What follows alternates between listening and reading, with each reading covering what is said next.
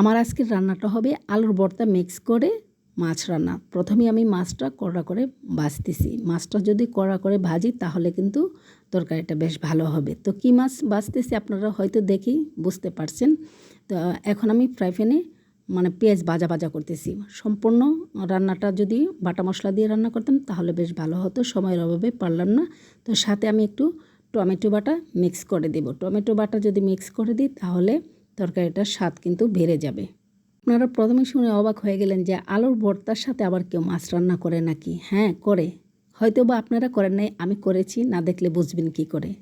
Tomato বাটাটা আমি আগে দিয়েছি কেন জানেন? ফ্রিজে ছিল।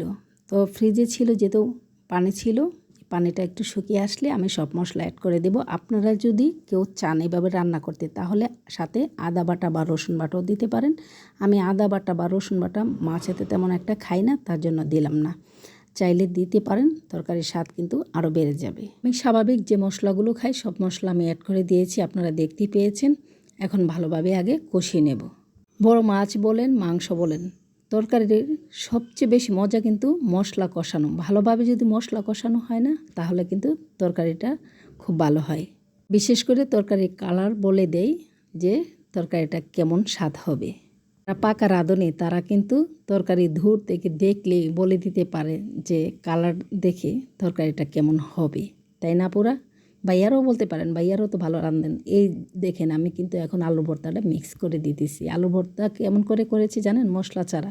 আলুটা আগে সিদ্ধ করে নিয়েছিলাম, কাঁচামরিচও দিয়েছি। এখন আমি ভালোভাবে আলু ভর্তাটা কষিয়ে নিতেছি আবার মশলার সাথে, যাতে ভালোভাবে মিক্স হয়, গোটা গোটা যেন না থাকে। ভালোভাবে মেখে নিয়েছিলাম কিন্তু। এখনকার দিনে মেয়েদের চেয়ে ছেলেরা ভালো রাঁধতে পারে, আমি যা মনে করি। কারণ ইউটিউব দেখে অনেক ছেলেরা কিন্তু রান্নাবাড়া করে। আর বিদেশে যারা থাকে তারা তো আরও এক্সপার্ট রান্নার জন্য। তো আমি মাছ সাথে মিক্স করে দিয়েছি। এখন আমি ভালোভাবে এই তরকারিতে একটু ঝোল দিয়েছি। রান্নাটা হয়ে গেলে দেখতে পাবেন যে তরকারি কেমন হয়েছে।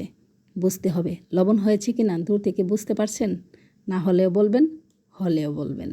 তরকারি যতক্ষণ না হবে ততক্ষণ কিন্তু ডেকে রাখবো। এখন আমি তরকারিটা দেখাইতেছি কালারটা কেমন হয়েছে। ডাল ডাল না, কিন্তু আসলে একটু কষা কষা হয়েছে। আলুর ভর্তার পরিমাণ বুঝে কিন্তু আমি মাছ দিয়েছি। এখন সমান সমান হয়েছে, না তরকারিটা বেশি একটা পাতলা হয়েছে না ঘন হয়েছে। আর সবশেষে তো বলবো ধনিয়া পাতা তো দিতে হবে। ধনিয়া পাতা ছাড়া কিন্তু তরকারিটার টেস্ট আসবে না। তো সর্বশেষ আমার রান্নাটা হয়ে গেল। এতক্ষণ আপনারা আমার পাশে থাকার জন্য সবাইকে ধন্যবাদ। যদি তরকারিটা ভালো লেগে যায় রান্না করে খেতে পারেন।